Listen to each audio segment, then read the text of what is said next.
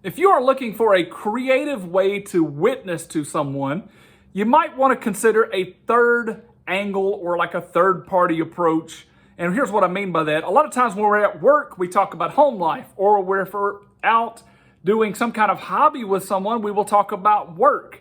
We'll always talk about a situation that we're not in, and we kind of gather outside opinions about a third topic. So there's me and the person I'm speaking with, but then we're talking about a topic that's over here. And in that topic that you should introduce, why not bring up Israel? When you bring up Israel, that is an immediate conversation starter or opening spectrum into God's family and who God's people are.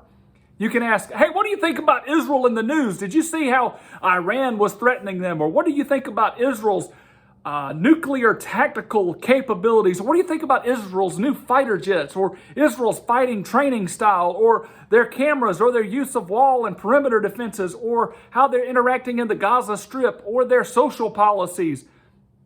When you begin to talk about Israel, and the other person begins to respond, you begin to get into a natural conversation that can and should lead to the Savior, Jesus Christ. And some of the questions you can ask is, do you think these are really God's people?